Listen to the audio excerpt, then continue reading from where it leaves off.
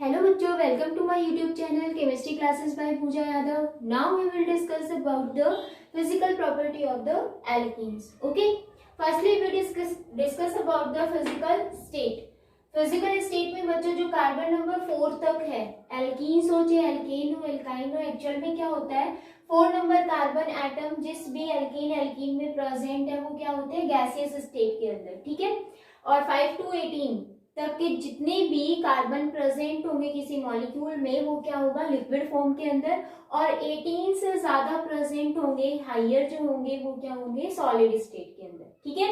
Next अगर हम बात करें इनके कलर की तो ये क्या होते हैं कलर लेस होते हैं, इनका कोई भी कलर नहीं होता, जैसे वाटर का होता है ना colourless, same as it is ये क्या होते हैं कलर लेस होते हैं। और अगर हम इनकी स्मेल या ऑर्डर की बात करें दोनों चीज एक ही है तो ये क्या होते हैं ऑर्डर लेस होते हैं। बट इसमें जो एक्सेप्शनल केस है वो क्या है कि जो इथीन होती है उसकी कैसी स्मेल होती है प्लीजेंट स्मेल होती है, ठीक है। एंड सॉल्युबिलिटी अगर हम बात करें तो देखो बच्चों जो एल्केन्स थे same as it is alkenes है, यानी कि एल्कीन्स भी क्या होते हैं नॉन पोलर होते हैं, और नॉन पोलर जो सॉल्वेंट होते हैं उन्हीं के अंदर क्या होंगे ये डिसॉल्व होंगे, क्योंकि आपको मैंने एक रूल पढ़ाया था लाइक डिसॉल्व लाइक, यानी कि जो पोलर होगा वो पोलर सॉल्वेंट में डिसॉल्व होगा और जो नॉन पोलर है वो नॉन पोलर सॉल्वेंट के अंदर डिसॉल्व होगा। तो इनकी प्रॉपर्टी कैसी होती है नॉन पोलर होती है, इसीलिए ये वाटर के अंदर तो क्या होते हैं इनसॉल्युबल होते हैं। बट जो नॉन पोलर सॉल्वेंट्स होंगे वो कौन कौन से, जैसे कि कार्बन टेट्राक्लोराइड है, ईथर है, बेंजीन है, पेट्रोलियम है, इनके अंदर क्या होते हैं ये सॉल्युबल होते हैं। क्लियर। नेक्स्ट जो पॉइंट आता है बच्चों वो आता है melting point and boiling point का। मेल्टिंग पॉइंट और बॉइलिंग पॉइंट जो है वो मॉलिक्यूलर मास के डायरेक्टली प्रोपोर्शनल है, यानी कि जैसे जैसे number of carbon atom increase होंगे मॉलिक्यूलर मास भी क्या होगा इंक्रीज होगा, और मॉलिक्यूलर मास इंक्रीज होने से मेल्टिंग पॉइंट और जो बॉइलिंग पॉइंट होंगे वो क्या होंगे रेगुलरली इंक्रीज होते हैं। क्लियर। तो ये थी बच्चों फिजिकल प्रॉपर्टी। नाउ अब हम स्टार्ट कर रहे हैं chemical properties of the alkenes. बच्चों देखो केमिकल प्रॉपर्टीज के अंदर हम सबसे पहले क्या डिस्कस करते हैं रिएक्टिविटी, ठीक है, यानी कि इनकी जो रिएक्टिविटी है वो कैसी है, यानी कि कौन इसके साथ रिएक्ट करेगा नहीं करेगा उस बेस पे। तो देखो बच्चों यहाँ पर जो एल्कीन है उनमें क्या होता है डबल बॉन्ड प्रेजेंट होता है, दैट मीन्स यहाँ पर क्या प्रेजेंट है पाई बॉन्ड प्रेजेंट है, और पाई बॉन्ड के अंदर जो पाई इलेक्ट्रॉन होते हैं वो क्या होते हैं लूजली पैक्ड होते हैं, यानी कि बॉन्डेड जो इलेक्ट्रॉन्स होंगे वो लूज होते हैं, तो इजीली वो क्या होता है ब्रेक डाउन होता है, जिसकी वजह से ये क्या शो करते हैं एडिशन रिएक्शन शो करते हैं, ठीक है। अब एडिशन रिएक्शन जो है वो भी मैंने आपको बताई थी कि इलेक्ट्रोफाइल ऐड हो रहा है या फिर न्यूक्लियोफाइल ऐड हो रहा है। तो देखो बच्चों यहाँ पर पाई इलेक्ट्रॉन है, इलेक्ट्रॉन पर नेगेटिव चार्ज है तो न्यूक्लियोफाइल तो आएगा नहीं, इसका मतलब इसमें जो एडिशन होगी वो किसकी होगी इलेक्ट्रोफाइल की एडिशन होगी, ठीक है। तो आपको ये पता होना चाहिए कि इलेक्ट्रोफाइल यहाँ पर अटैकिंग रिएजेंट होगा, लेकिन इलेक्ट्रोफाइल में भी कौन सी एडिशन ही है सब्स्टिट्यूशन नहीं है, ये ध्यान में रखना है आपको, ठीक है। तो जो एल्कीन्स होते हैं वो क्या करते हैं एडिशन रिएक्शन शो करते हैं, वो भी कौन सी इलेक्ट्रोफिलिक एडिशन रिएक्शन, ठीक है। इनमें सब्स्टिट्यूशन रिएक्शन नहीं होती है अगर हम बात करें ऑर्डिनरी टेम्परेचर पर तो, ठीक है, लेकिन अगर हम हायर टेम्परेचर दें तो सब्स्टिट्यूशन रिएक्शन भी पॉसिबल हो सकती है, ये ध्यान रखना। तो मेनली इनमें कौन सी रिएक्शन होती है इलेक्ट्रोफिलिक एडिशन रिएक्शन, क्लियर है, यानी कि यहाँ पर सिर्फ इलेक्ट्रोफाइल ही आएगा। वो कैसे आएगा इस टाइप से आएगा कि यहाँ पर सपोज आपके पास एल्कीन है और यहाँ कोई इलेक्ट्रोफाइल है तो ये पाई इलेक्ट्रॉन इस इलेक्ट्रोफाइल पर अटैक करेंगे, ठीक है, और जैसे ही अटैक करेंगे तो ये जो प्रोसेस होती है वो क्या होती है स्लो प्रोसेस, और मैंने आपको बताया slow process is the rate determining step, ठीक है। तो यहाँ पर सबसे पहले कार्बन के पास में जो डबल बॉन्ड था वो तो टूटेगा ही, अब इस कार्बन या फिर कोई एक कार्बन पर इलेक्ट्रोफाइल आ जाएगा और दूसरे कार्बन पर क्या आ जाएगा पॉजिटिव चार्ज आ जाएगा, तो यहाँ पर आ गया इलेक्ट्रोफाइल और ये कार्बोकैटायन की फॉर्मेशन हो गई, ठीक है। अब कोई भी न्यूक्लियोफाइल यहाँ पर आ सकता है, तो सबसे पहले तो कौन अटैक कर रहा है, इलेक्ट्रोफाइल ही अटैक करेगा, क्योंकि अब तो ये एल्कीन रहा ही नहीं, किसमें चेंज हो गया, एल्केन्स की फॉर्म में चेंज हो गया, सैचुरेटेड हाइड्रोकार्बन बन गया। तो अब यहाँ पर क्या होगा, कोई भी एक न्यूक्लियोफाइल आ सकता है, ठीक है। इस टाइप से रिएक्शंस होगी इसके अंदर।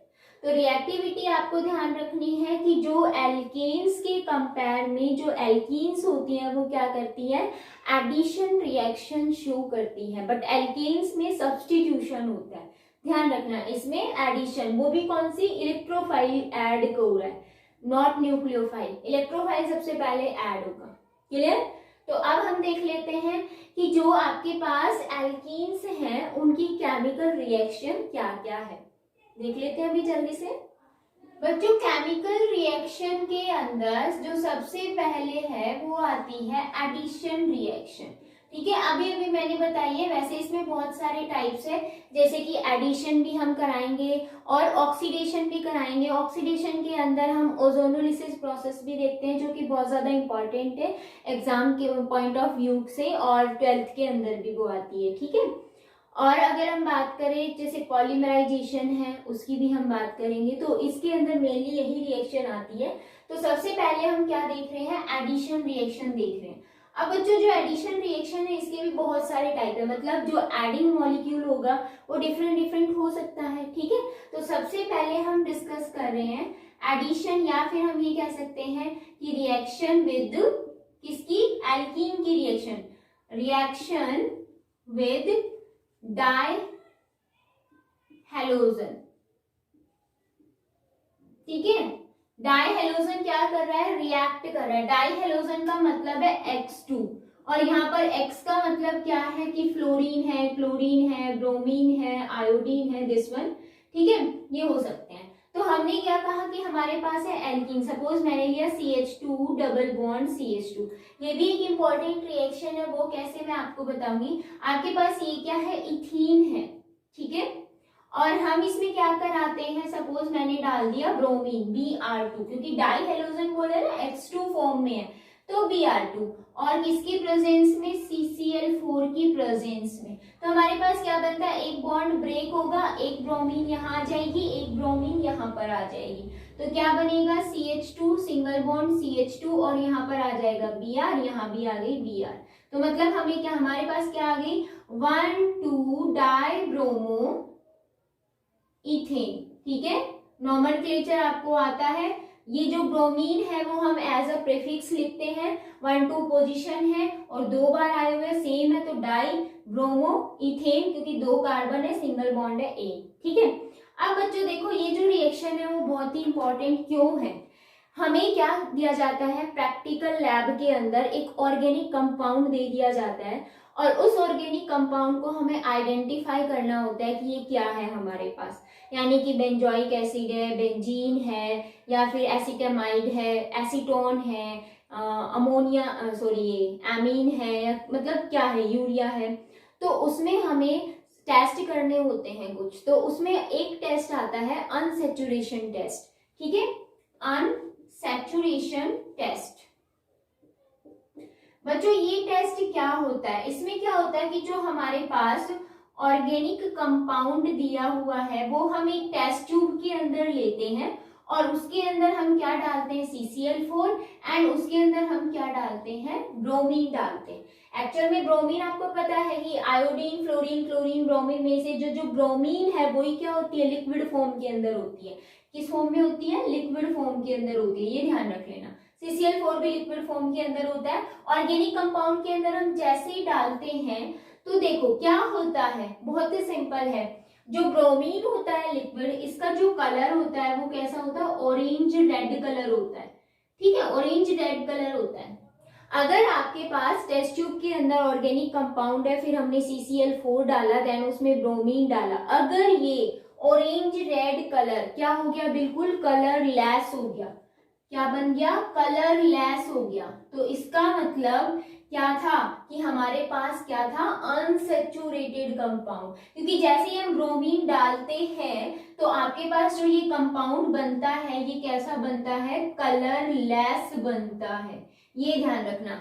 अगर इसकी फॉर्मेशन हुई तो इसका मतलब जो आपका जो प्रोडक्ट आया है वो कलरलेस किस वजह से आया है, इसकी वजह से, यानी कि अनसेचुरेशन था और वो किसमें चेंज हो गया, सैचुरेटेड कंपाउंड के अंदर चेंज हो गया है। ठीक है, अगर आपका कलरलेस नहीं हुआ, एज इट इज है, ऑरेंज रेड कलर डाला एज इट इज है, तो इसका मतलब हमारा जो ऑर्गेनिक कंपाउंड है वो कैसा है, सैचुरेटेड है, क्योंकि उस पर कोई भी रिएक्शन नहीं हुई, डबल बॉन्ड उसमें था ही नहीं, डबल बॉन्ड होता तो रिएक्शन हो जाती। ठीक है, तो ये इंपॉर्टेंट है। अनसैचुरेटेड टेस्ट हम करके देखते हैं लेबोरेटरी के अंदर, और सैचुरेशन अनसैचुरेशन का पता लगाने का सबसे बेस्ट तरीका है ये। ठीक है, अगर आपके पास अवेलेबल नहीं है CCl4, तो इसकी जगह बच्चों हम क्या ले सकते हैं, इसकी जगह पर हम ईथर भी ले सकते हैं। ठीक है, ये ध्यान रखना। तो आप यहाँ CCl4 की जगह क्या लिख सकते हो, ईथर भी लिख सकते हो। तो आपको सिर्फ ये टेस्ट ध्यान में रखना है, डबल बॉन्ड है, एक बॉन्ड तोड़ना है, 2 ब्रोमीन था, एक ब्रोमीन यहाँ लग जाएगी, एक ब्रोमीन यहाँ लग जाएगी। ठीक है, स्टार्टिंग में मैंने आपको स्टेप बताया था कैसे होगा, Br है, एक पर पॉजिटिव एक पर नेगेटिव, क्लियर। तो आपके पास ये जो फर्स्ट थी एडिशन रिएक्शन, किसमें, डाई हेलोजेंस के साथ रिएक्शन कर रही है एल्कीन, वो हो गई है कंप्लीट। नेक्स्ट देखो, जो एडिशन रिएक्शन का जो सेकेंड पार्ट आता है वो आता है रिएक्शन विद डाईहाइड्रोजन। आपको सभी को बहुत अच्छे से पता है कि डाईहाइड्रोजन का मतलब क्या है, यहाँ पर H2 है। ठीक है, यानी कि आपके पास है एल्कीन, और इस एल्कीन की रिएक्शन क्या हो रही है, किसके साथ हो रही है, H2 के साथ हो रही है। तो आपको पता है कि जब एडिशन होती है हाइड्रोजन की, तो हम उस रिएक्शन को क्या बोलते हैं, रिडक्शन बोलते हैं, है ना। और रिडक्शन के लिए हमें कैटलिस्ट यूज में लेने होते हैं, और ये कैटलिस्ट क्या होंगे, अच्छे से याद रखना है, मैंने आपको बताया भी था। क्या होता है, रेनेनिकेल होता है, और प्लेटिनम होता है, पैलेडियम होता है, आप इनको यूज में ले सकते हो। तो इसका मतलब हमें सिर्फ क्या करना है, यहाँ पर रेनेनिकेल लिखना है। ठीक है, या फिर आप प्लेटिनम लिख दो या फिर पैलेडियम लिख दो, कोई भी एक चीज लिख दो, कोई भी एक लिखनी है इनमें से। और आप जब रिडक्शन कराओगे तो एक्चुअल में क्या होता है कि आपके पास ये CH2 डबल बॉन्ड CH2 है, और यहाँ पर हाइड्रोजन थी ना, ये वाली HH बॉन्ड है। ठीक है, पाई इलेक्ट्रॉन पहले इस पर अटैक करेंगे और ये इलेक्ट्रॉन यहाँ मूव कर जाएगा, यानी कि H नेगेटिव यहाँ से गया, H नेगेटिव यहाँ से गया, और यहाँ पर H जुड़ जाएगा।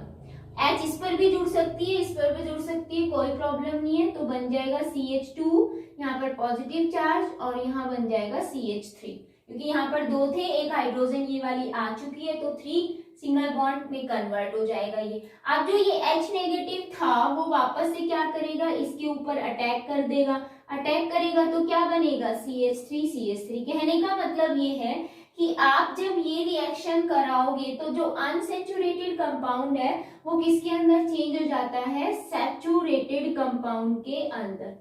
जो पहले वाली रिएक्शन थी उसमें आपको यहाँ Br लेना है, सेम वही रिएक्शन होनी है, लेकिन HH की जगह Br लग गया था, है ना। तो वही रिएक्शन है, बहुत इजी है बच्चों, बस थोड़ा सा समझना है, ज्यादा टफ नहीं है ये। ठीक है, अब देखो नेक्स्ट रिएक्शन कौन सी होगी। नेक्स्ट बच्चों है reaction with halogen acids. Halogen acids का मतलब होता है एसिड वो जो H दे, हेलोजन मतलब हेलोजन ग्रुप, यानी कि आपके पास HX, X का मतलब है Cl है, Br है, I है, फ्लोरीन मत लेना, वो हाइड्रोजन बॉन्डिंग शो कर लेता है, तो वो चीज अलग है। तो यहाँ पर HCl, HBr, HI इनके साथ रिएक्शन करा सकते हैं। ठीक है, तो ये रिएक्शन देखनी है आपको। देखो इस रिएक्शन में आपके पास 2 कंडीशन आएंगी। क्या, अगर आपके पास क्या है, सिमेट्रिकल एल्कीन है तो कोई प्रॉब्लम नहीं होगी।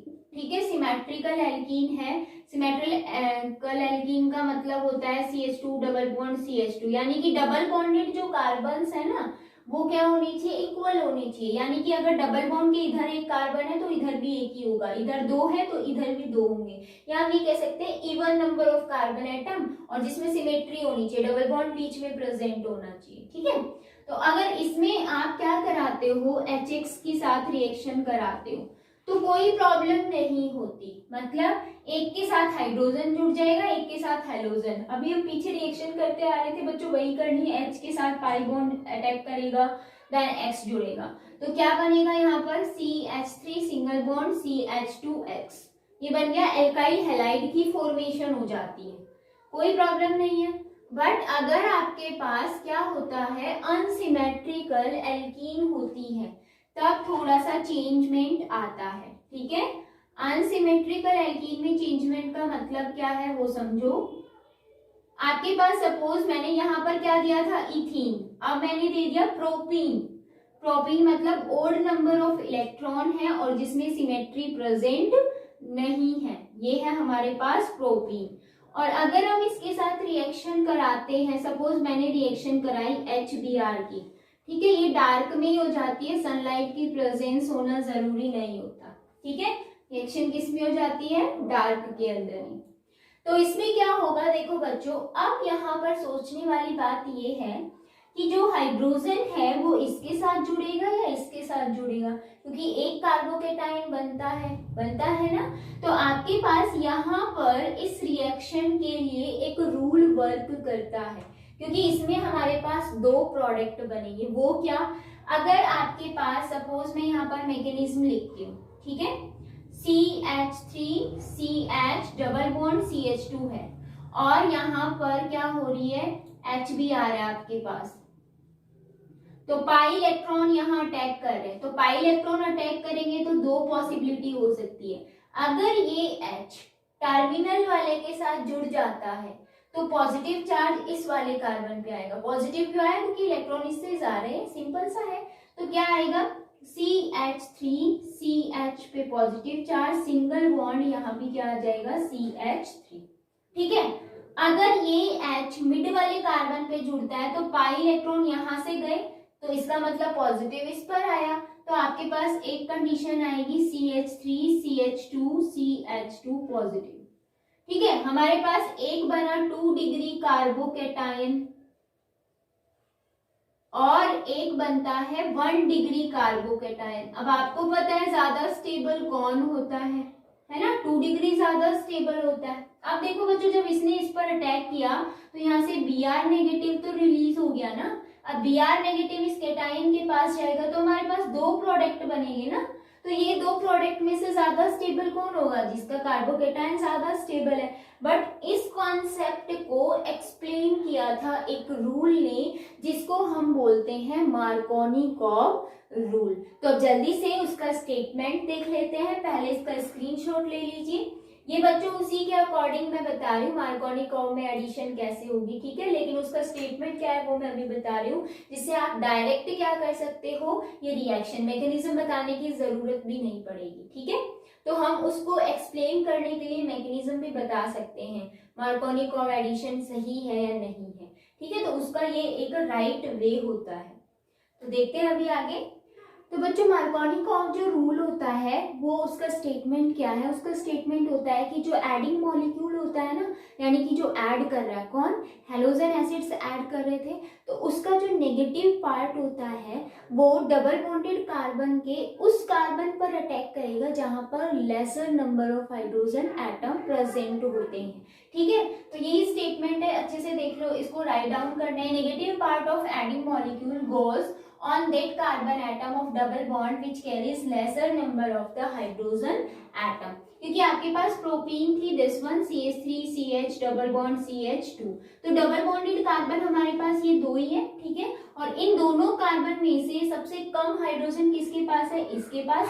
तो इसका मतलब जो हमारा एडिंग मॉलिक्यूल क्या था HBr, तो इसमें से नेगेटिव पार्ट कौन सा है, Br नेगेटिव, वो कहाँ अटैक करेगा, इस वाले कार्बन पर अटैक करेगा। किसके according, according to the Markovnikov rule, जो कि डार्क में हो रही थी, ठीक है। यहाँ पर किसी भी और अदर कैटलिस्ट की प्रेजेंस नहीं है, आपको ध्यान में रखना है। तो हमारे पास प्रोडक्ट क्या बनेगा, CH3CH सिंगल बॉन्ड, यहाँ पर हाइड्रोजन आएगा और Br नेगेटिव कहाँ आएगा, इस वाले पे, ठीक है। तो ये हमारा क्या होगा, मेजर प्रोडक्ट।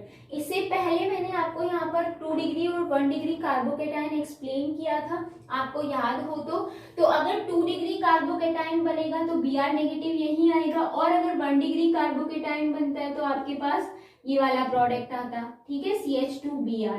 तो ये क्या होगा, लेस स्टेबल होगा और आपके पास जो ये वाला है वो क्या होगा, मोर स्टेबल होगा। तो वो चीज मैंने पहले ही एक्सप्लेन कर दी कि 2 डिग्री और 1 डिग्री कार्बोकेटाइन की हेल्प से भी हम इस मार्कोनिकॉफ रूल को राइट बता सकते हैं कि ये हमारा राइट वे है। ठीक है, तो वही चीज थी जो मैंने पहले बता दी, वही इसके अंदर आपको बतानी है मैकेनिज्म जब आप बताओगे तब। क्लियर। अब बच्चों क्या होता है, एक होता है मार्कोनिकॉफ रूल जिसमें यहाँ पर डार्क यानी कि कोई कैटलिस्ट नहीं है। अब मैंने यहाँ पर थोड़ा सा चेंजमेंट कर दिया। मैंने क्या किया कि आपके पास जो ये वाली रिएक्शन थी, मैंने यहाँ पर सिर्फ इतना बनाया कि CH3CH double bond CH2 plus HBr, ये की ये रिएक्शन है। बट बच्चों मैंने यहाँ पर दिखा दिया पेरोक्साइड। अब आपको बहुत अच्छे से समझ आएगी ये रिएक्शन, यहाँ पर कोई कैटलिस्ट नहीं है बट यहाँ मैंने क्या दिखाया, पेरोक्साइड। तो आपके पास जो मार्कोनिकॉफ रूल था इसका जस्ट क्या हो जाएगा, अपोजिट हो जाएगा। अपोजिट का मतलब क्या है कि इसमें जो नेगेटिव वाला पार्ट था, नेगेटिव पार्ट वो कहाँ जा रहा था, उस कार्बन पर जहां पर क्या है, laser number of the hydrogen atom. लेकिन अब यहाँ पर जो नेगेटिव पार्ट है वो कहाँ जाएगा, जहां कहाँ क्या है, higher number of the hydrogen atom. यानी कि ये स्टेटमेंट है, थोड़ा सा चेंजमेंट है, जिसको हम क्या बोलते हैं, एंटी मार्कोनिकॉफ रूल। ठीक है, बस इसका जस्ट अपोजिट है। एंटी मार्कोनिकॉफ रूल क्या कहता है, ये कहता है कि जो नेगेटिव पार्ट होगा, नेगेटिव पार्ट वो कहाँ जाएगा, जहां पर क्या हो, higher number of hydrogen atom हो। किस पर, डबल बॉन्डेड कार्बन पर। बच्चों ये स्टेटमेंट सेम है, सिर्फ लेसर की जगह क्या होना चाहिए, हायर होना चाहिए। वही क्या हो जाएगा, एंटी मार्कोनिकॉफ। किसकी प्रेजेंस, पेरोक्साइड की प्रेजेंस। और आपको पता है कि पेरोक्साइड जहां होता है वहां कार्बोकेटाइन नहीं बनता, वहां क्या बनता है, फ्री रेडिकल बनता है। तो देखो जब आपके पास ये वाली फॉर्म थी तो ये वाला हमारा जो प्रोडक्ट बना वो क्या था, लेस स्टेबल था, है ना। और ये वाला क्या था, मोर स्टेबल था। किसके अकॉर्डिंग, वेरी सिंपल, किसके अकॉर्डिंग, मार्कोनिकॉफ रूल के अकॉर्डिंग। बट यहाँ पर अगर पेरोक्साइड आ जाता है तो हमारे पास यही दो प्रोडक्ट बनते हैं, CH3 CH2 CH2Br प्लस क्या बनेगा, CH3 CH CH3 और यहाँ Br। बट क्या होगा बच्चों, जो ये वाला है वो क्या होगा, मोर स्टेबल होगा। एंड यहाँ पर ये जो बनेगा वो क्या बनेगा, लेस स्टेबल बनेगा। वो क्यों, देखो यहाँ पर हम क्या बताते हैं, मैकेनिज्म में कार्बोकेटाइन की फॉर्मेशन होती है, बट यहाँ पर हमें क्या बनाना होता है, फ्री रेडिकल। ठीक है, तो मैं इसकी मैकेनिज्म आपको बता देती हूँ। वैसे मैंने पहले भी आपको फ्री रेडिकल मैकेनिज्म एक्सप्लेन की हुई है, जिसमें 3 स्टेप्स होते हैं, इनिशिएशन, प्रोपगेशन, टर्मिनेशन। ठीक है, तो वही स्टेप के थ्रू आपको ये पता चल जाएगा कि ये ज्यादा स्टेबल क्यों है। इसमें तो आपको पता चल रहा है कि ये वाला ज्यादा स्टेबल क्यों है, क्योंकि इसमें 2 डिग्री कार्बोकेटाइन बनता है पहले, फिर Br नेगेटिव इस 2 डिग्री कार्बोकेटाइन पर अटैक करता है, इसीलिए ज्यादा स्टेबल है। ठीक है, तो अभी मैं ये वाला भी एक्सप्लेन कर रही हूँ, जल्दी से इसका स्क्रीनशॉट ले लो। तो बच्चों मैकेनिज्म आपको देखनी है किसकी, पेरोक्साइड की। ठीक है, अभी अभी जो मैंने आपको बताया उसकी मैकेनिज्म में बता रही हूँ। सबसे पहले क्या होता है कि हमने एक पेरोक्साइड लिया था ना, और वो पेरोक्साइड सपोज हमने लिया है C6H5C double bond O, then फिर O, इसको हम बेंजोइल पेरोक्साइड बोलते हैं, इसका नेम होता है। ठीक है, यहाँ पर आपके पास ये बेंजोइल पेरोक्साइड है। तो सबसे पहले कौन सा स्टेप आता है, इनिशिएशन स्टेप। इनिशिएशन स्टेप के अंदर क्या होगा, ये इलेक्ट्रॉन ये ले लेगा, ये इलेक्ट्रॉन ये ले लेगा, यानी कि यहाँ पर क्या बन गया, 2C6H5C double bond O, then O free radical. ठीक है, आपके पास ये फ्री रेडिकल्स बन गए हैं। तो इस फ्री रेडिकल से फिर क्या होगा, न्यू फ्री रेडिकल बनेगा। वो कैसे बनेगा, देखो हमने क्या किया, C6H5C double bond O, then O फिर O फ्री रेडिकल था ये वाला। ठीक है, इसकी रिएक्शन हमने किसके साथ कराई, HBr के साथ। ये कौन सा स्टेप है, हमारा सेकेंड स्टेप है, जिसको हम बोलते हैं प्रोपगेशन स्टेप। ठीक है, ये मैंने आपको कराया हुआ है। ये फ्री रेडिकल यहाँ पर अटैक करेगा, ये अपना इलेक्ट्रॉन लेगा, ये अपना ले लेगा, तो यहाँ पर क्या बन जाएगा, बॉन्ड बन जाएगा। ठीक है, तो यहाँ बॉन्ड बनेगा तो क्या निकलेगा, benzoic acid C6H5 C double bond OOH बन गया और साथ में एक Br फ्री रेडिकल बन गया। क्लियर। अब क्या होगा, इसी प्रोपगेशन स्टेप के अंदर जो हमारी एल्कीन थी CH3CH double bond CH2 plus यहाँ पर क्या होगा, Br फ्री रेडिकल। अब क्या होगा बच्चों, देखो ये इलेक्ट्रॉन अगर इसके पास जाता है और ये यहाँ जाता है तो Br फ्री रेडिकल इस पर भी अटैक कर सकता है और इस पर भी अटैक कर सकता है। सपोज करो अगर इसने यहाँ पर अटैक किया तो क्या होगा, देखो CH3CH और यहाँ क्या बन जाएगा, फ्री रेडिकल। ये सिंगल बॉन्ड में कन्वर्ट हो गया, CH2 और Br के साथ बॉन्डिंग बना लेगा, क्योंकि देखो एक इलेक्ट्रॉन इसका बॉन्ड बन गया। तो यहाँ पर जो फ्री रेडिकल बना वो कौन सा बना, 2 डिग्री फ्री रेडिकल बन गया। और आपको पता है 2 डिग्री फ्री रेडिकल ज्यादा स्टेबल होता है एज कम्पेयर टू 1 डिग्री। अगर ये Br यहाँ जुड़ता तो CH पर क्या आता है, फ्री रेडिकल, जो कि ओनली 1 डिग्री रहता, क्योंकि ये एक ही कार्बन से जुड़ा हुआ है। ये कितने कार्बन से जुड़ा हुआ है, 2 कार्बन से, तो ये कैसा है, 2 डिग्री फ्री रेडिकल। अब आपको समझ में आ रहा होगा कि ये ज्यादा मोर स्टेबल क्यों था। ठीक है, फ्री रेडिकल मैकेनिज्म के अंदर। नेक्स्ट स्टेप में क्या करोगे आप, जो CH3 फ्री रेडिकल था, CH, ठीक है, यहाँ है CH2Br। अगर हम इसकी रिएक्शन अगेन HBr के साथ कराते हैं तो ये फ्री रेडिकल इस पर अटैक करेगा, ये अपना इलेक्ट्रॉन लेगा, यानी कि यहाँ पर क्या बनेगा, CH3 CH2 CH2Br प्लस फिर से क्या बन गया, Br फ्री रेडिकल। तो हमारे पास यहाँ पर क्या जुड़ गया, हाइड्रोजन जुड़ गया, मैंने वही लिखा है। और ये हमारा क्या है, एल्काइल हैलाइड है, जो कि हमारा क्या होता है, प्रोडक्ट होता है। क्लियर है। उसके बाद टर्मिनल स्टेप होता है। टर्मिनल के अंदर क्या होता है कि जितने भी फ्री रेडिकल्स होते हैं उनको जोड़ दो। ठीक है, क्लियर। तो इसीलिए हमारे पास ये मेजर प्रोडक्ट बनता है, क्योंकि इसमें क्या बनता है, 2 डिग्री फ्री रेडिकल। और मार्कोनी कॉम्ब में क्या बनता है, 2 डिग्री कार्बोकेटाइन। तो ये आपको माइंड में रखना है, भूलना नहीं है, क्योंकि इंपॉर्टेंट रिएक्शन है। 11th में भी आपके काम आएगी और 12th में भी काम आएगी। ठीक है, तो ये हो गई है कंप्लीट। नेक्स्ट में बच्चों मैं आपको बताने वाली हूँ कि जो पेरोक्साइड रिएक्शन होती है वो ओनली HBr के साथ ही क्यों होती है। यानी कि जब आप HBr लेते हो तभी ये रिएक्शन पॉसिबल है, अदर्स के साथ नहीं। यानी कि HCl भी रिएक्ट नहीं करेगा, HF भी रिएक्ट नहीं करेगा, HI भी रिएक्ट नहीं करेगा। कब, जब आप पेरोक्साइड लेते हो। यानी कि आपने क्या ली, यहाँ पर एल्कीन ली, और अगर उसमें आपने क्या डाला है, HBr डाला है, और हम यहाँ पर क्या ले रहे हैं, पेरोक्साइड ले रहे हैं, तभी ये रिएक्शन होगी। अगर यहाँ HBr होगा, अगर इसकी जगह पर HCl होगा, HI होगा या फिर HF होगा तो रिएक्शन नहीं होगी। ऐसा क्यों, इसका क्या रीजन है। तो देखो बच्चों, यहाँ पर हमें कुछ स्टेप्स दिख रहे हैं। एक आपको ये वाला स्टेप दिख रहा होगा जिसमें Br नेगेटिव जुड़ रहा है। ठीक है, तो ये हमारा क्या होता है, स्लो स्टेप होता है। और जब ये H जुड़ता है तो ये हमारा कौन सा स्टेप होता है, फास्ट स्टेप होता है। तो इन दोनों को आपको ध्यान में रखना है, क्योंकि मेन यहीं से हमारा प्रोडक्ट निकल कर आता है। ठीक है, तो देखो जब फ्री रेडिकल ये इसके साथ एल्कीन के साथ जुड़ता है तो आपके पास अगर फ्लोरीन और क्लोरीन और अगर आयोडीन होती है तो इनमें क्या होता है कि जो इस स्टेप के अंदर जो एंथैल्पी चेंज है, किसमें, फ्लोरीन में और क्लोरीन में, वो किसमें आती है, नेगेटिव के अंदर।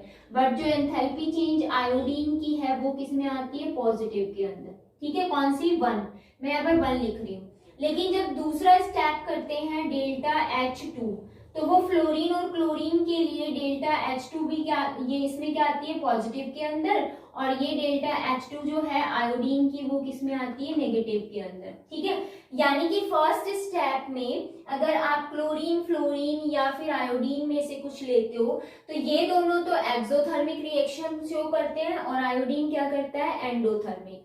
और सेकेंड स्टेप के अंदर ये क्या करेंगे, एंडोथर्मिक, और आयोडीन क्या करेगा, पॉजिटिव, नेगेटिव है इसका मतलब एक्सोथर्मिक रिएक्शन शो करेगा। लेकिन अगर हम Br की बात करें तो जो Br होता है उसके लिए जो जो डेल्टा H1 और जो डेल्टा H2 है वो ऑलवेज किस में रहती है, नेगेटिव के अंदर ही है। यानी कि कौन सी रिएक्शन शो कर रहा है, एक्सोथर्मिक रिएक्शन शो कर रहा है दोनों स्टेप के अंदर। तो इक्वलिटी होती है, इसीलिए जो Br है यानी कि जो HBr है उसी के साथ रिएक्शन शो होती है। ठीक है, ये एग्जाम में क्वेश्चन पूछा जाता है 12th में भी और 11th में भी। तो ये भी इंपॉर्टेंट है कि जो पेरोक्साइड जब हम डाल देते हैं तो ओनली HBr के साथ ही रिएक्शन क्यों करता है, लेकिन HCl है, HI है, HF है, क्यों नहीं कर पाता। तो जो पेरोक्साइड है वो क्या कर रहा है, इसको फ्री रेडिकल में कन्वर्ट कर रहा है ना HBr को।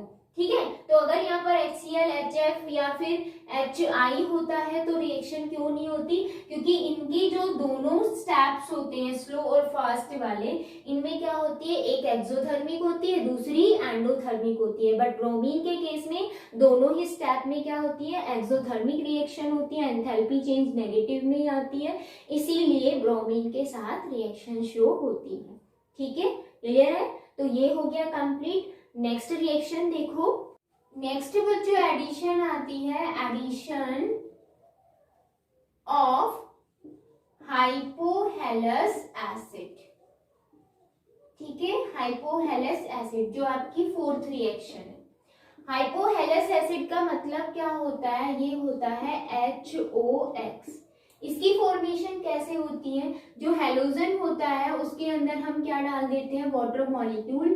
जैसे ही डालेंगे तो क्या बनेगा, एक हाइड्रोजन और एक हेलोजन ग्रुप क्या रिलीज हो जाएगा, HX, और हमारे पास क्या बनता है, HOX बनता है।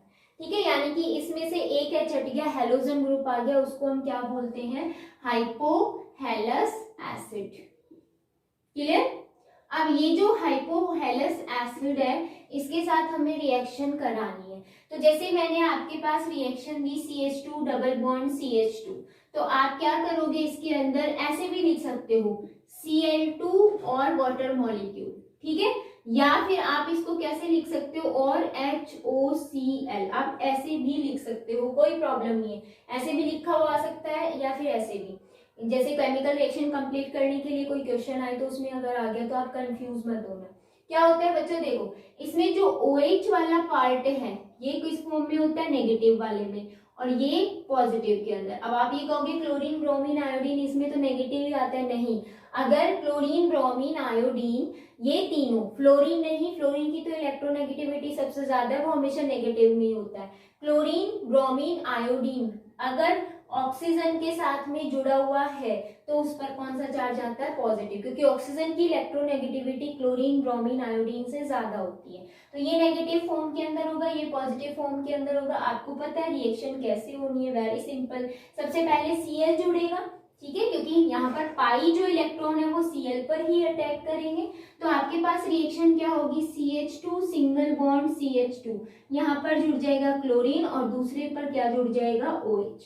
ठीक है, ये तो आपके पास सिमेट्रिकल एल्कीन थी। अगर आपके पास अनसिमेट्रिकल एल्कीन होती है तो आपको सिर्फ याद रखना है मार्कोनिकोव एडिशन।